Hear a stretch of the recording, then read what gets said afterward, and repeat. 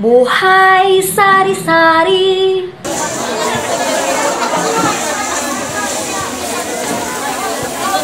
Limpa, baka bawalan ka ng bagas. Ibargas, may bagas, mawala ang bagas.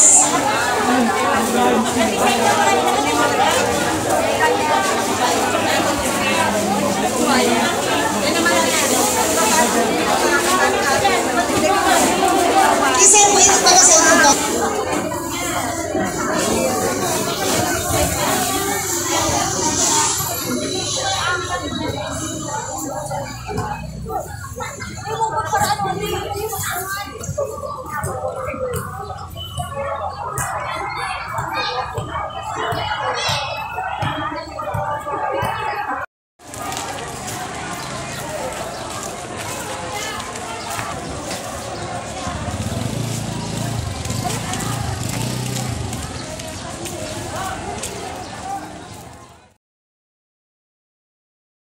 Maray na hapon po sa Buhay Sari-Sari. Ini po si ABC President Dodit Beltran. Nagkakandidato po sa Lintong Pagtingnaga sa pamamayo po ni Mayor Nelson Ligacion saka po ni Vice Mayor Nene Diaz. Karani na po ang eleksyon, siyam na algaw na lang eleksyon na. Nagabos po ng mga taga-barangay Calawag, nagabos po ng mga taga-Naga. Iliunta po si mga kandidatong may kapas na magserbisa sa tuyang siyudad kang Naga. Araw ta po mga naang Team Naga, haloy ng kaantabay kang mga Nagenyo. Sana po matabangan ang Team Naga. Dito kita magpadara sa Subo. Dito po pagrawrawan ang satuyang syudad sa kantidad na 1,000. Ang sabi nga ni po kayang kang nabubuhay pa si Mayor Just Robredo, ang kwarta sa bulsa, ang boto sa Team Naga. Ubos kong ubos, gabos kong gabos. Taliwat po, ini po si Dodit Beltran, City Councilor, kang satuya po, namumuta na syudad. Igdi po sa maugmang lugar. Sa mga residente kan Barangay Calawag, primera po, puno niyan, mga pirang aldaw na lang na eleksyon na sa Mayo.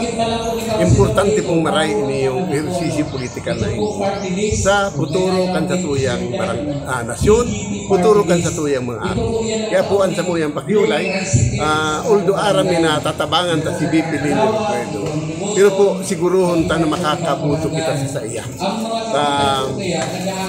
Kaya po ang po ni BP Lino ang dakulaon na maray na suporta, and pag siya po ang nangganang presidente, si mga pangaturugan tama na mga darakulang infrastruktura, pasiring igdi sa Kabikulan, pasiring sa Canaga, kita po nakakasiguro na iyan matatapos, magigibo, arog kadtong mga nangyari duman sa Northern Luzon, sa Central Luzon, dahil sinda nakaprodusir na ni mga presidente. Sa Bicol, sa istorya kang Pilipinas, mayo pakitan na producer na presidente. And iyo po ni ang nakulaon na maray na pagkakataon na kita for the first time in the history of the Republic of the Philippines makaproducer ning presidente hali sa Bicolandia, bako lang hali sa Bicol, hali sa Camarines Sur, particularmente sa Ciudad Canaga, and kwalipikado sa posisyon bilang presidente ng Pilipinas. Napako lang pong ordinaryong abogado si BP Lini, kundi siya po sa rupang graduado sa UP School of Economics. So, pagkapot naman po sa lokal, siyempre po makikiulay kami sa mga taga-Calawag. Kaliwat, anduyugan yato ang mga kandidato kan Team Naga. Yaon po ang sa indang mga track record. Probado na sa serbisyo publiko, lalo-lalo na sa tuwing alkalde, nakabisi alkalde, and ang sa inyo pong lingkod, si Badong Del Castillo, siring man sa iyong pag-iriba, na kaliwat, matabangan sa maabot na lunin. And basiguro ta, napadagos ang pag-uswag kan sudan. Iniimbitaran ta po ang mga taga-barangay Calawag na sa paabuton kong May 9, magluluwas po kita. I-exercise na po ang satuyang diretso para sa pagboto. Iyo lang po ni ang pagkapantay-pantay ta.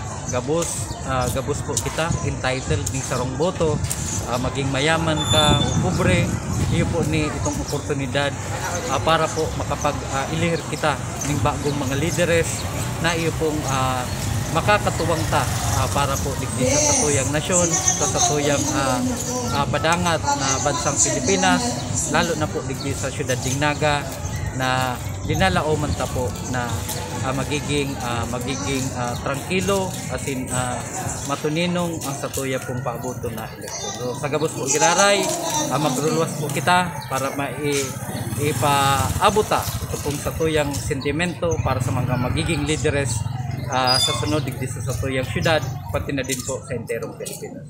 Ako po si Councilor Elmer Baldimoro, patapuson ng konsehal digdi sa siyudad Dingnaga. Maski po dahil kita nagkakandidato ngunyan, alagad padagos po kita nag-iimbitar na magpartisipar para sa paabuto na eleksyon. Mabalos po, gira. Gusto po kayo, nandun po sa si Watchers po sa Buhay Sari-Sari ni St. Joseph, nire-remind ko po, ini-encourage ko, ini-kayat ko ang mga taga-Kalawag na sa labas ng Naga City, sa labas ng Bicol, na kung pwede mag-uwi kayo, makapag-participate kayong election. This is a very important election, and i-maximize natin. Let us exercise our right to vote. Yung right of suffrage. Tama-tama to.